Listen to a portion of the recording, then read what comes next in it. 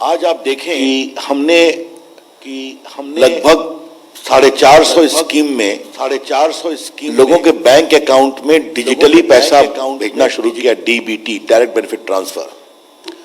अब तक 13 लाख करोड़ रुपए हम लोगों ने भेजे हैं, 1,70,000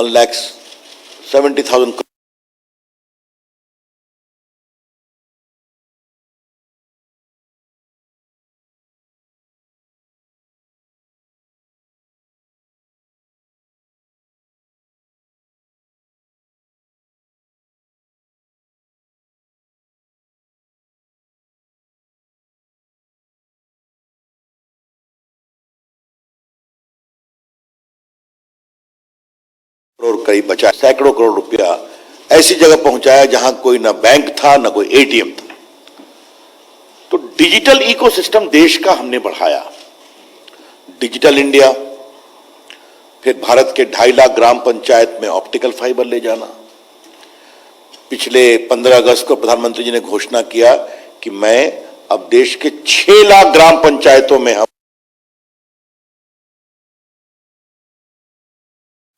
एक हजार फाइबर शुरू करेंगे।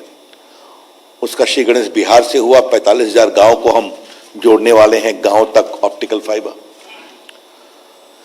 तो ये पूरा देश में हम डिजिटल बदलाव कर रहे हैं। और देखिए आप लोग एक बात और समझिए, थोड़ा मैं इसको और बैकग्राउंड में दे दूं।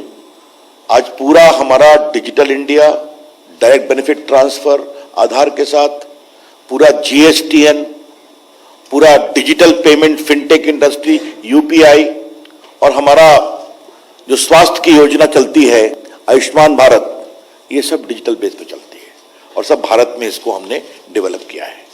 तो जिस तरह से हम देश के पूरे डिजिटल तंत्र को मजबूत कर रहे हैं जनता की सहूलियत के लिए, ये बताना बहुत जरूरी है। The prime minister has taken a personal initiative in ensuring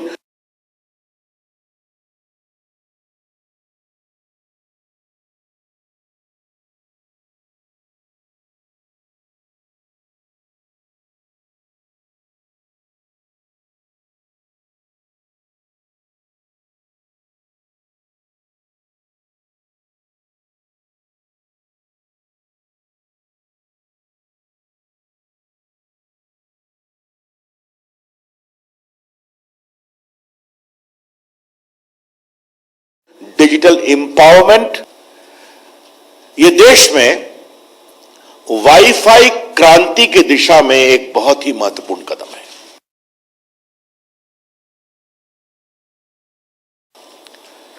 it is an extra to unleash a massive WiFi revolution in the country. अब ये कैसे काम करेगा, ये आपको हम बताना चाहते हैं। सबसे पहले आप समझ गए कि ये पब्लिक वाईफाई सिस्टम काम करेगा, तो सबसे पहले हम एक पब्लिक डेटा ऑफिस खोलेंगे। ये पब्लिक डेटा ऑफिस के लिए ना कोई लाइसेंस है, ना कोई रजिस्ट्रेशन है, ना कोई फी है, जान लीजिए आप। No licence, no registration, no fee. ये कोई परचून की दुकान हो सकती है, ये कोई चाय की दुकान हो सकती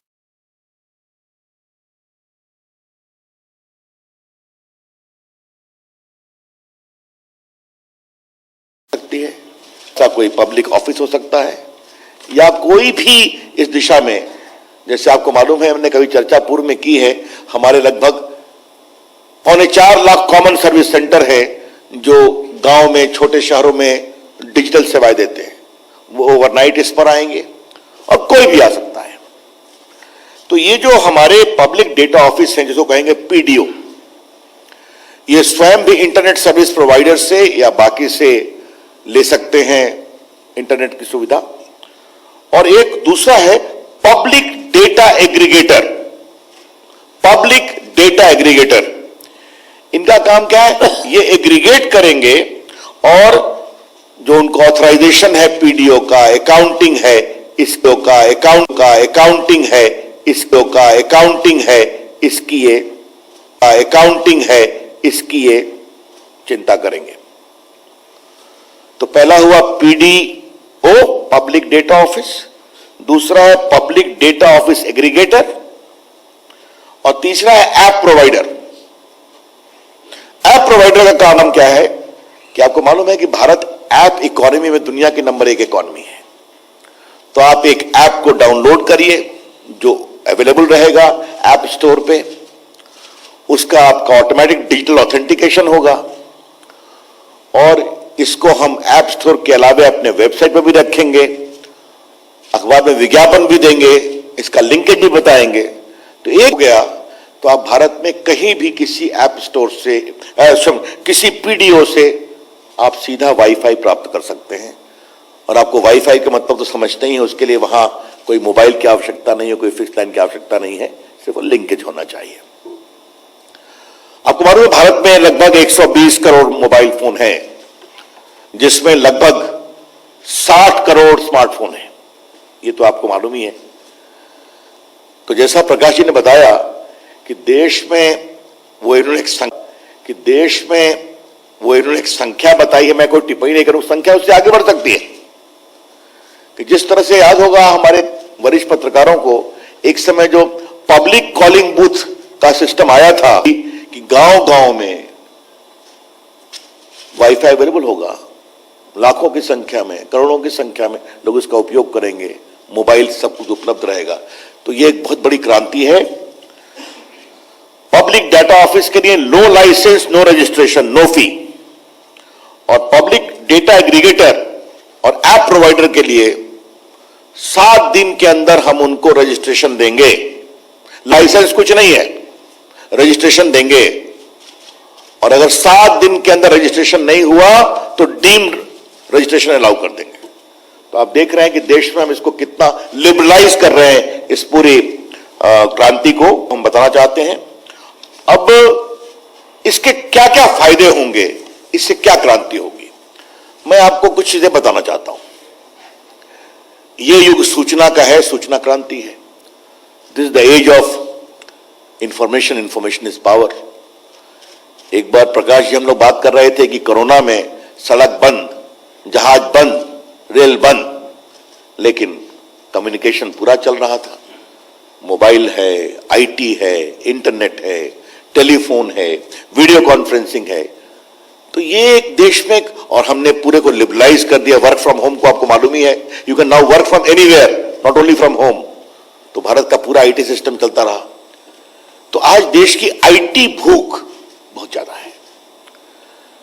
गांव गांव में बच्चे इससे किताब डाउनलोड कर लेंगे अपने गांव में, जिनको उस किताब नहीं है तो वाईफाई फास्ट डाउनलोड अलाउ करता है। आज किताबें डिजिटली उपलब्ध हैं तो उसको पढ़ सकेंगे। स्किलिंग का काम शुरू होगा, बिजनेस का काम शुरू होगा, ये पूरे पब्लिक वाईफाई की अवेलेबिलिटी से देश भर में। तो ये पीएम वाणी, हमने टीआरआई से भी इनकी अनुशंसा थी, बाकी थी, तो ये बहुत ही यशस्वी काम आज हुआ है। मैं पत्रकार मित्रों से यही कहूंगा कि ये डिजिटल बदलाव का एक बहुत बड़ा उपकरण बनने वाला है। पीएम वाणी platform is going to be a very powerful transformative digital platform to empower ordinary Indians. ये मैं आपसे बोलना चाहता हूं। और खास करके मैं सुदूर इलाकों में डिजिटल एजुकेशन की बहुत बड़ी संभावना इसमें देखता हूं। मित्रों, एक दूसरा है जो चर्चा प्रकाश जी ने की कि नरेंद्र मोदी जी भारत के दूर दराज के जो हमारे द्वीप हैं, आइलैंड्स हैं, वो समृद्ध बने, वहां संचार बढ़े, इसकी बहुत उनकी चिंता होती है। आपने देखा होगा कि लगभग 1500 किलोमीटर हम चेन्नई से अंडमान अंडरग्राउंड सबमरीन ले गए, समय के समय पूरा कर दिया। प्रधानमंत्री ने उसको उद्घाटन भी कर दिया, आज वो काम चल रहा है। उसी प्रकार से लक्षद्वीप पे जो जितने 11 आइलैंड्स हैं, मेन तो उनका कवराती है, इसके अलावा मैं नाम पढ़ दूं क्योंकि लक्षद्वीप के लोग इसकी बहुत प्रतीक्षा कर रहे हैं और दूरदर्शन से मैं आग्रह करूंगा कि इसको जरूर दिखाएं कम से कम वहां पर। ये 11 आइलैंड हैं, कवराती, कल्पेनी, अगाती, अमीनी, अंद्रौथ, मिनिकॉय, बंगाराम, बित्रा, चेलाट, किल्तन एंड कदमत। आपको प्रेस रिलीज में मिलेगा। लक्षद्वीप में टूरिज्म की असीम संभावना है। मैं लक्षद्वीप हम लोग गए हैं, शायद प्रकाश जी आपका जाना, मतलब उसका जो ब्लू वाटर है it is comparable to the best in the world, और बड़े शांत लोग हैं, तो वहां कनेक्टिविटी की बात हमेशा आती थी। तो आज ये हमने प्रस्तावित किया है, 1000 दिन में इसको पूरा करेंगे, और इसमें बिल्कुल सेफ सिक्योर बीएसएनएल के द्वारा जैसे वहां उसको इंप्लीमेंट किया था यहां भी इंप्लीमेंट करेंगे। तो ये भी इसकी कुल राशि 1072 करोड़ की है, ये आपको हम बताना चाहते हैं, और बाकी सब कुछ इसमें लिखा हुआ है।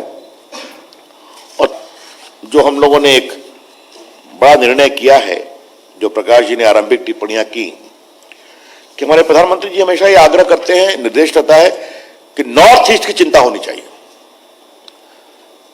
हम लोग अपने सारे विभाग में उसकी चिंता करते हैं, और वहां कनेक्टिविटी तो बहुत बड़ा विषय है। तो 4G का काम बाकी सब जगह चल रहा है, कई जगह पूरा हो गया है, आसाम में, बाकी जगह पर 2 जगह बचे हुए थे, एक अरुणाचल प्रदेश और दूसरा हमारे 2 जिले कार्बी अंगलोंग और दीमा हासाओ आसाम के। तो आज हम 4G कनेक्टिविटी के लिए आसाम के 2 गांव और पूरा अरुणाचल, ये 4G हुआ। प्रधानमंत्री जी की अगुवाई में कैबिनेट में हम लोगों ने इसको अप्रूव कर दिया है, जिसके अंतर्गत लगभग 2374 गांव, 283 हैं अरुणाचल में और 691 हैं दोनों जिले आसाम के, और हम 1533 मोबाइल टावर स्थापित करेंगे 4G के। तो आप देख रहे हैं कि आज ये तीनों निर्णय, वाणी, पीएम वाणी, लक्षद्वीप में अंडरग्राउंड केबल कनेक्टिविटी के लिए, और तीसरा अरुणाचल और असम के 2 जिलों के लिए, तो देश की संचार क्रांति की दिशा में बहुत ही महत्वपूर्ण निर्णय है। तो ये मुझे आपको बताना था। धन्यवाद। गंगवार जी, आप अभी बताओ। धन्यवाद। हमारे साथ बैठे हमारे दोनों वरिष्ठ सहयोगी साथी मित्रों, आज जैसा भी बताया गया कि माननीय प्रधानमंत्री जी की अध्यक्षता में कैबिनेट ने एक आत्मनिर्भर भारत रोजगार योजना को मंजूरी दी है। मित्रों, हम जिस मंत्रालय में हैं, सामान्यतः लोग कहते हैं कि पूरे 1 साल में नौकरियों के अवसर कम हो रहे हैं, ख़त्म हो रहे हैं, पर हमने इस महामारी को कैसे पॉजिटिव बदला जाए इसके हिसाब से काम किया है। कोविड-19 महामारी के परिप्रेक्ष्य में इस समय आत्मनिर्भर भारत योजना एक तरफ एक नए रोजगार सृजन की ओर आवश्यक प्रोत्साहन दे रही है, वहीं दूसरी तरफ हमने सीधे उद्योगों के रूप में उनको वित्तीय सहायता भी पहुंचाने का काम किया है। इसके अतिरिक्त इस योजना के माध्यम से ज़्यादा से ज़्यादा कर्मचारी सामाजिक सुरक्षा के दायरे में आ पाएँ। इस योजना के द्वारा हमने इनफॉर्मल से फॉर्मल इकोनॉमी भी जाने की दिशा में काम किया है। मैं एक आपके संज्ञान में लाना चाहूँगा, हमारी सरकार जब 2014 में आई तब हमारे देश में इस फॉर्मल इकोनॉमी के अंतर्गत, फॉर्मल रोजगार के अंतर्गत करीब करीब 6 करोड़ के आसपास कर्मचारी साथी काम करते थे। पर आज मुझको आपको बताते हुए अच्छा भी लग रहा है, इस सब के बाद भी इस समय आज इस फॉर्मल इकोनॉमी के अंतर्गत ऑर्गेनाइज्ड मजदूरों की संख्या 10 करोड़ के आसपास है। ये सीधा इस बात को प्रदर्शित करता है कि हमारी सरकार कैसे और किस रूप पे काम कर रही है। इस योजना के तहत हमने उन कर्मचारियों को चुना है जिनका मासिक वेतन 15,000 रुपये से कम है, और योजना के माध्यम से हम एक गरीब कल्याण के प्रति अपनी प्रतिबद्धता भी बताने का काम करते हैं। और ये योजना उन सब पर लागू होगी जो 1 अक्टूबर 2020 से 30 जून 2021 तक नौकरी पर रखे जाएंगे, क्योंकि मार्च के बाद से लेकर बताया जाता है बहुत सारे लोग निकाल दिए गए, वो भी अब अगर रखे जाएंगे उनको रखा जाएगा। और इसमें एक खास बात यह है, इनका 24% अंश यानी 12 नियोक्ता का और 12 श्रमिक का, ये सारा का सारा ईपीएफ अंशदान देगी। और ये उन सब कर्मचारी में होगा जिस संस्थान में 1000 तक कर्मचारी कार्यरत हैं। 1000 तक के सारे कर्मचारियों का 24% अंश भारत सरकार 2 साल तक देने का काम करेगी। और जहां पर 1000 से ज़्यादा हैं, वहाँ पर इस अंश में कुछ कमी हो जाएगी, केवल 12% अंश एम्प्लॉइज का दिया जाएगा। मित्रों, ये 2 वर्ष तक के लिए दिया जाएगा। सरकार कोविड के दौरान जिन लोगों की नौकरियां छूटी हैं उनके प्रति बहुत ही संवेदनशील है, और हमारा मानना है कि जिनकी नौकरी छूट गई है उन सबको हम पुनः नौकरी पर देने की बात कर रहे हैं, और नौकरी के लिए कोई उन्हें समस्या ना आए, क्योंकि हमारे पास लोग आते हैं और जब हम उनसे कहते हैं तो समझ में आता है। इसमें एक और भी हमने डायरेक्शन दिया है कि जिस संस्थान में 50 कर्मचारी तक हैं वहाँ कम से कम 2 अगर नए लोगों को नौकरी मिलती है तो उनको इस रूप में सहायता मिलेगी, और जहाँ पर 50 से अधिक हैं वहाँ कम से कम 5 साथियों को नौकरी देने का काम करना होगा। इस योजना के अंतर्गत हमने अंदाजा लगाया है करीब 22,810 करोड़ रुपया खर्च होगा। मित्रों, इस प्रकार आपकी जानकारी में है कि इससे पहले भी एक हमने स्कीम चालू की थी 2016 से 2019 के बीच में, रोजगार सृजन के लिए प्रोत्साहन स्कीम, वो उसको लाभ मिला और उसमें 12% अंश केंद्र सरकार द्वारा दिया जाता था। पर अब हम जो आज इस बार जो योजना दे रहे हैं वो 24 का 24% अंश केंद्र सरकार देने का काम करेगी।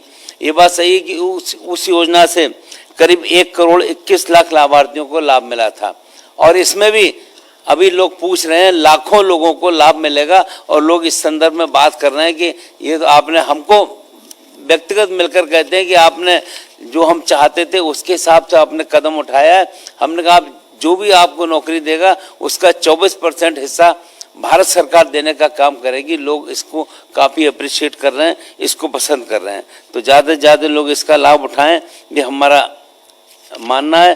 तो अब ऑर्गेनाइज सेक्टर में जैसा मैंने शुरू में कहा कि जब हमारी सरकार आई थी, आदरणीय प्रधानमंत्री जी ने देश को चलाने का काम किया था, तब 6 करोड़ के आसपास संगठित मजदूर थे, और आज ये संख्या 10 करोड़ से ज़्यादा है।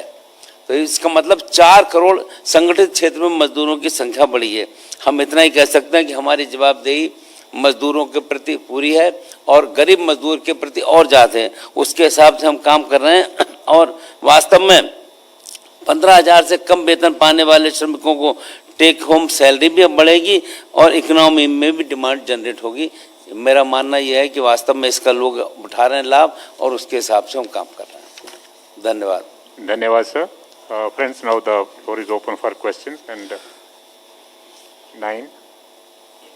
Yeah, please use the placard here. Sir नमस्कार, शिशिर हिंदू बिजनेस लाइन से। सर ये जो नई योजना है इसमें कितने लोग आप उम्मीद करें, चूंकि रकम आपकी 22,000 करोड़ रुपए से ज्यादा की है, तो कितने लोगों को रोजगार इस योजना के तहत मिल पाएगी, इसकी कोई संख्या तय हुई है? ना, हमारा मानना है कि हम अभी चूंकि शुरुआत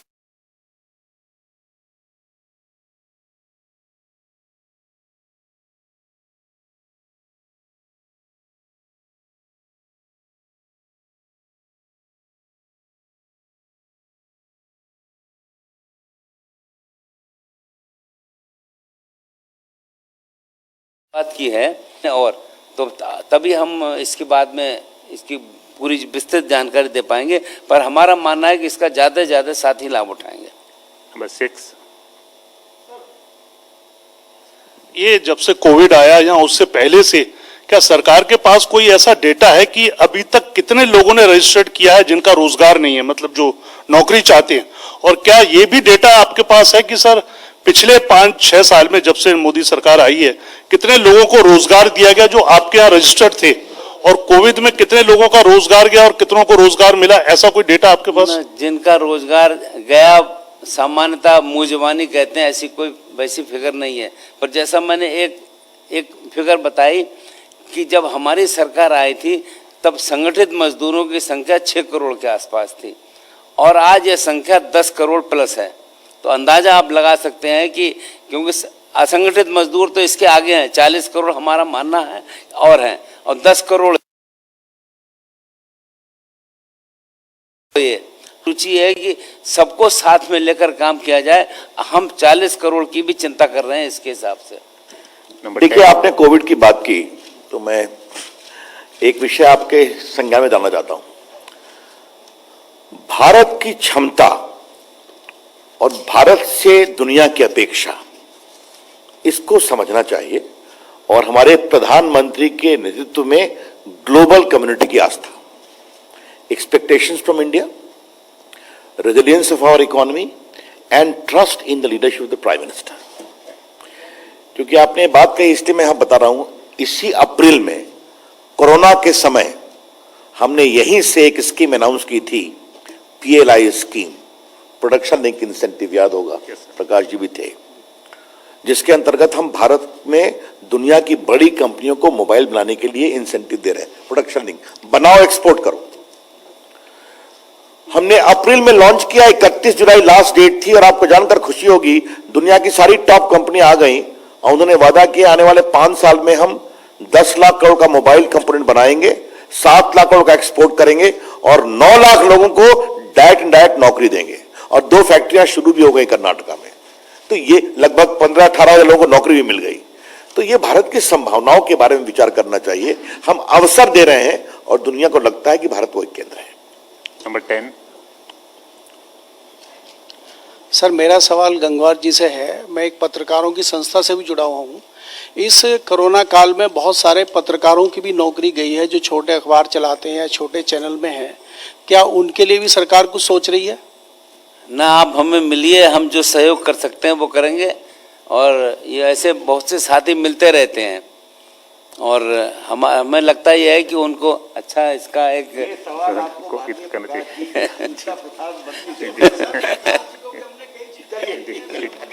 बस आप चिंता मत करिए, आइए। Number 20.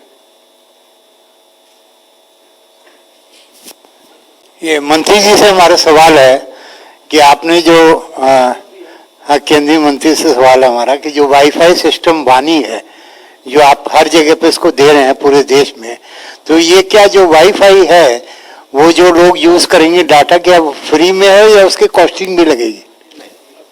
जैसे आपको बता दूं, आपको जैसे आप चाय की दुकान के डेटा सेंटर पर गए वाईफाई, या परचून की दुकान पर गए, किसी ऑफिस में गए, तो उसका जो एक रेट होगा वो तो फिक्स रहेगा ना। अब जैसे आप सिम कार्ड खरीदते हैं ना, 500 का सिम कार्ड लेंगे या 100 रुपए का लेंगे या 50 रुपए का लेंगे, उसी प्रकार से आप उसका उपयोग करेंगे। वो पूरा सिस्टम में, उसमें सरकार हस्तक्षेप नहीं करने वाली है, हम पूरा इसको कॉम्पिटिटिव बनाने वाले हैं देश भर में। तो हो सकता है कि ये बहुत विस्तृत फैल जाए, तो जैसे होता है थोक का माल लीजिएगा तो सस्ता पड़ेगा, खुदरा लीजिएगा तो महंगा पड़ेगा, इसको हम मार्केट के ऊपर छोड़ेंगे। वैसे देखिए, मार्केट के ऊपर छोड़ने से क्या फायदा होता है कि आज भारत का डेटा कॉस्ट वर्ल्ड का सबसे लोएस्ट है, इसको भी ध्यान रखिए। 42. सर, रवि जी या प्रकाश जी, जो भी उचित, दोनों चाहें तो दोनों दे सकते हैं। सर, ये सरकार डेटा भी सस्ता में उपलब्ध करा रही है, रोजगार भी कोविड काल में जिनकी गई है उनको दे रही है, रिफॉर्म्स भी बहुत कर रही है और किसानों के लिए भी कई योजनाएं लागू की गई हैं। आज सवाल केवल 2 है सवाल। आपको लगे टू मच डेमोक्रेसीकरण से रिफॉर्म्स भारत वो थोड़ा सा परेशानी होती है, जैसा नीति आयोग का मानना है? और दूसरा, आज जो सरकार ने प्रस्ताव दिया है किसानों को, उनकी लगभग सभी जो नेगोशिएशन है, तो ये वर्क इन प्रोग्रेस माना जाता है और वर्क इन प्रोग्रेस की रनिंग कमेंट्री नहीं होती है, और इसलिए इसमें आज इतना ही बता सकते हैं कि that is work in progress. Last question, 38. एक बात मैं क्लैरिफाई कर दूं, जिसने आपने लोकतंत्र पर जो बात किया है टिप्पणी को लेकर के, उनके द्वारा क्लैरिफाई कर दिया गया था। भारत को अपने लोकतंत्र पर बहुत गर्व है और हमें इस बात का और भी कि देश के लोग भारत के प्रधानमंत्री को स्नेह करते हैं, उन पर विश्वास करते हैं, और ये बार बार इसका प्रकटीकरण हो रहा है, जो आज प्रकाश जी ने दिन में पूरे प्रेस से बताया है कि राजस्थान में भी हम लोग जीत गए हैं गांव में। तो लोकतंत्र के माध्यम से हम काम करेंगे और जनता का विश्वास भी है। Last question, 38. My question also related to the response that you gave to the... I think the focus of the cabinet. Please, that's also, I'm coming to the cabinet angle. So has the cabinet taking view of the flash which is doing the round in the... that that the government has agreed to amend the farm laws. Now, whether if you have agreed, has the cabinet taken a view on it And if so, are you going to bring an ordinance or you are going to bring it in a parliament through a law? Okay. आप कहां से देखकर ये पूछ रहे हैं? ये ऐसे इस पर विश्वास मत करो। मैंने जो कहा कि सरकार ने 6 बार चर्चा की है और सरकार संवेदनशील है, बहुत जिम्मेवारी से और किसानों की समस्या के हल होने के दिशा में क्या किया जा सकता है ये सरकार ने देखा है और इसलिए ये वर्क इन